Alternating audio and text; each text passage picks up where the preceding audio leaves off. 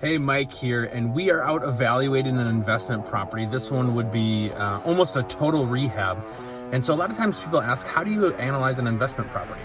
And it really comes down to three basic things. You've got income, expenses, and future potential.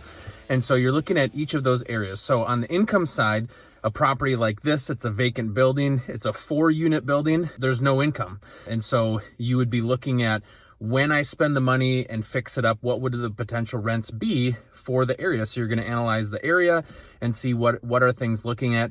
These are 2-bedroom, 1-bath. So I go and I look at 2-bedroom, 1-bath in the area to see what I could get potentially for the income. Now I look at the expense. So current expenses, you're looking at what are the taxes, what's the insurance, what are the utility costs. Right now in this vacant building, the heat's turned off, and so you don't have any current utilities that are really being paid for. It's very minimal, but obviously now you've got to look at the time that it takes to update the unit.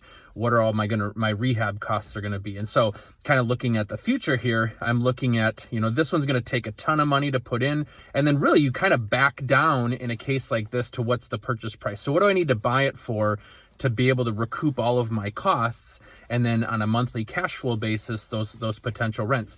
Vacant building like this, you don't have to worry about current tenants, so you don't have to worry about honoring current leases. So you're going to look at how do I want to structure the lease moving forward to get the income that I want. And you back all that down to a purchase price, and you're going to build in obviously a lot of cushion. So you look at kind of what's that purchase price that I want to get it for. And so looking at the future here, you're looking at the neighborhood. You're looking at, is this a neighborhood that's on the rise? Is it something that's pretty stable?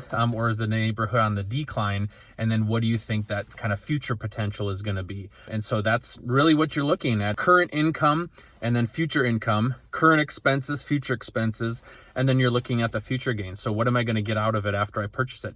And so you run those numbers. We've got calculators that we use, and that's how you come up with whether it's going to be a good deal or not. And then you start to fill in those gaps. So on a building like this that needs a lot of work, you're going to talk to some contractors, you're going to talk to some property managers potentially to get a feel for what those expenses are going to be, what the timelines are going to be, what your holding cost is.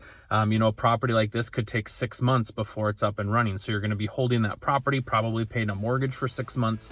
And so there's a lot of work to be done. But that's how we look at analyzing a property to see its future potential. There you go. Let me know if you have any questions. Thanks.